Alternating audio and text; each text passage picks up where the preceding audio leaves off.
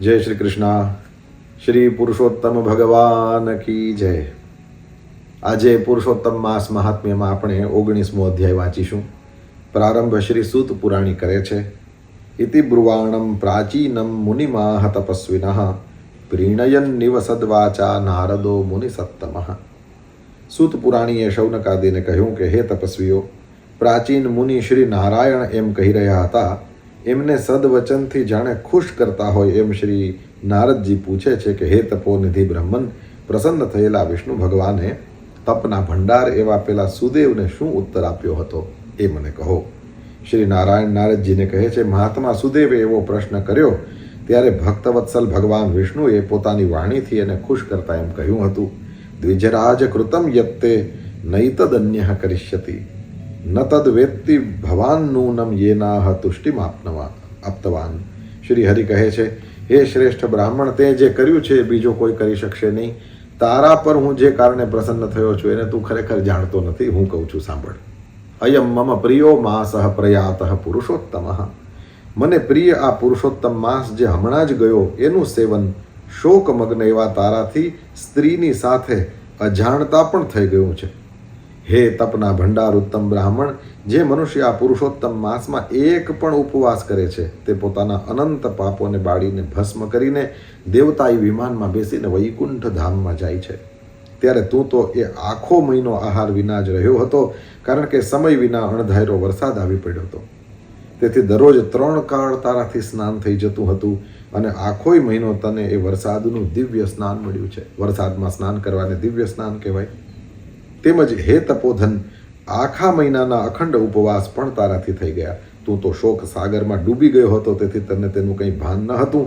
છતાં એમ અજાણતા પણ તારાથી એ પુરુષોત્તમ માસના વ્રતનું સેવન થઈ ગયું છે.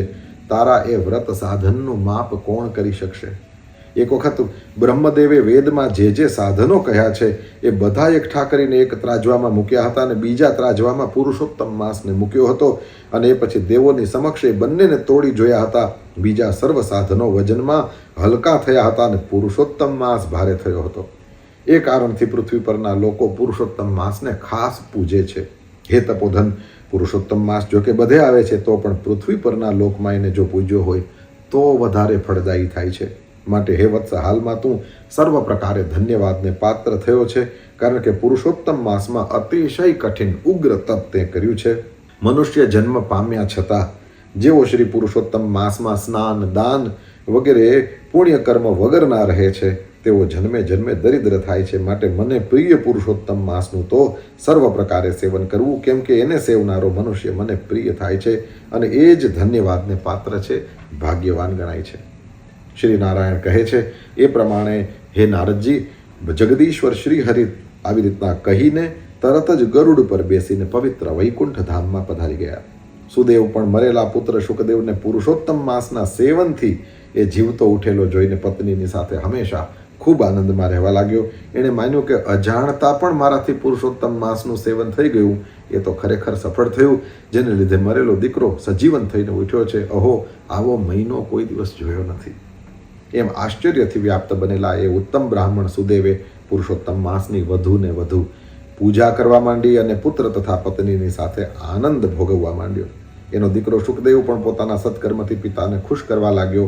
એમ એ સુદેવ પુરુષોત્તમ માસના વખાણ કરતો આદરપૂર્વક પુરુષોત્તમ માસનું અને વિષ્ણુ ભગવાનનું પૂજન કરવા લાગ્યો છે. તેણે કર્મ માર્ગ ઉપરની પોતાની ઈચ્છાઓ છોડી દીધી, કેવળ ભક્તિ માર્ગની ઈચ્છા રાખ્યા કરી. પુરુષોત્તમ માસ સર્વ દુઃખોનો નાશ કરનાર છે, એટલા માટે થઈને સર્વ મહિનાઓ કરતાં શ્રેષ્ઠ છે. એમ સમજીને એ બ્રાહ્મણે તે મહિનામાં પોતાની પત્ની સાથે જપ, હોમ વગેરે દ્વારા શ્રી હરિનું ભજન તે વિશેષ પ્રમાણમાં કરવા માંડ્યું.